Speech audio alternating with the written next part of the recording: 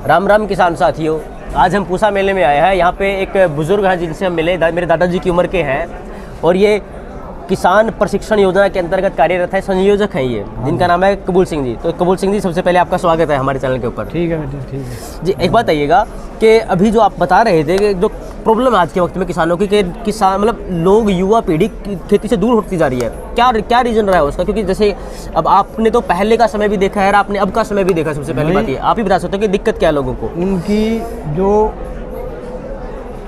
Main problem है वो उनको समय का नहीं पता, किस टाइम उठना है सुबह। हाँ। और किस टाइम सोना है। बिल्कुल सही बात है आपने। हाँ, इस वजह से वो घर के दरवाजे से बाहर जाना ही नहीं चाहते जी।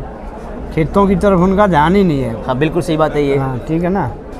और बस ये जो मोबाइल फ़ोन की लत पड़ी हुई है, इसी को लेके कभी बाहर कभी अंदर, कभी बाहर कभी अंदर। जी हाँ।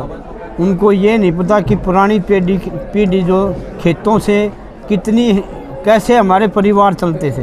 बिल्कुल सही बात है कहीं ना कहीं, क्योंकि पहले ना तो रोजगार होते थे, ना कोई नौकरी करता था, खेती बाड़ी थी जिससे पूरा परिवार का पालन पोषण होता था। उन्हीं की आय से घर में शादियां वगैरह होती थी जी। उन्हीं की आय से घर में कोई मकान वगैरह नया बनता था। हाँ। तो खेती की कमाई से ही बनता था। बिल्कुल सही बात है ये। अच्छा, क्या रीज़न रहा था कि लोग धीरे धीरे खेती से दूर हटते गए, वो बताइए थोड़ा। भाई एक बात तो ये है कि जो सिंचाई के साधन है, हाँ, वो तकरीबन देहात से ख़त्म होते जा रहे हैं। बिल्कुल सही बात है ये, क्योंकि समर्सिबल जो पंप लगाते हैं, हाँ, उसमें थोड़ा खर्चा ज़्यादा आता है। बिल्कुल है, कम से कम 2-3 लाख का खर्चा होता है। और फिर ये जो तेल पेट्रोल बढ़ रहा है देश में, हाँ, इससे किसानों को वो जो ट्रैक्टर वाले हैं वो भाड़ा बढ़ा देते हैं। जी हाँ। उस वजह से भी लोग ये सोचते हैं कि इसको बंद करो, दूसरे को ही दे दो।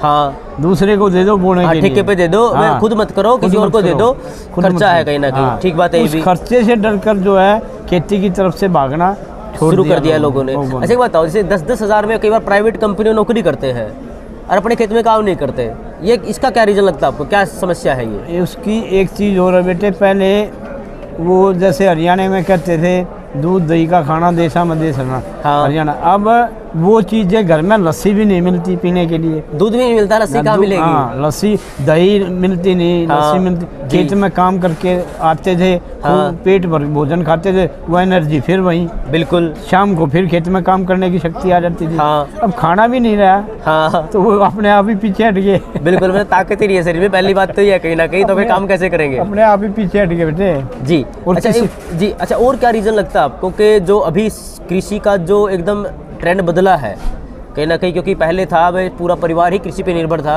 और आज परिवार में से कोई भी आदमी कृषि करना ही नहीं चाहता। लेकिन क्या रीज़न रहा उसका? मतलब कुछ जो परिवार हैं जो कृषि की इनकम से संतुष्ट हैं जी, वो दूसरों की ज़मीनें लेके भी मेहनत कर रहे हैं। हाँ, बिल्कुल करते हैं।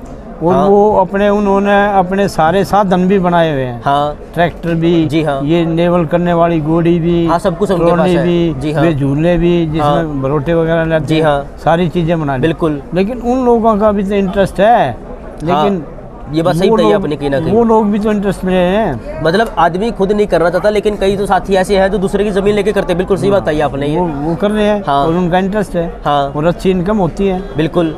और समय पर अपनी फसल बोते हैं, समय पर कटवाते हैं। बिल्कुल, ये बात सही बताई आपने। अच्छा, एक बात बताओ कि जो सारा काम जो युवा पीढ़ी है उसको क्या बोलना चाहोगे, क्या संदेश देना चाहोगे आप, वो बताओ। युवा पीढ़ी का यही है भाई, या तो अगर आप इसमें रुचि नहीं रखते, हाँ, तो अपनी शिक्षा को बराबर रखो, आगे लगातार पढ़ते रहो जी। अगर आप खेती में रुचि नहीं रखते तो अपने पढ़ाई में अपनी रुचि को बढ़ाते रहो आगे जी। अच्छा, एक बताओ, नौकरी के साथ अगर आदमी कोई खेती बाड़ी थोड़ा बहुत करता रहे तो उसमें मुनाफा होगा नहीं होगा, कैसे क्या होगा, बताओ थोड़ा एक बार। वो बेटे जिसके पास दूसरा सोर्स है ना, हाँ, वो खेती में रुचि ज़्यादा लेता है। जी हाँ। जो उसका दूसरे सोर्स से जो इनकम होती है, हाँ, वो खेती में लगाने के लिए घर में हरदम तैयार रहती है। जी हाँ। उसको ये नहीं ढूंढना पड़ता आज खाद के पैसे नहीं है, और पानी के पैसे नहीं है, और ये नहीं है, और डीजल नहीं है, क्योंकि उसकी दूसरी सोर्स के पैसे खेती में लग के इकट्ठे हो जाते हैं। बिल्कुल। और जब उसकी फसल कटती है, बाजार में जाती है, तो उसको खुशी होती है कि जो पैसे मैंने लगाया था वो मेरे को मिल रहा है। ठीक है भाई, बिल्कुल सही जानकारी दी आपने। क्योंकि अभी जो प्रॉब्लम है, समस्या यही है कि युवा वर्ग है जो खेती बाड़ी तक जाना नहीं चाहते हो, लेकिन हम एक बात विश्वास से कह सकते हैं कि आने वाला भविष्य खेती बाड़ी ही है।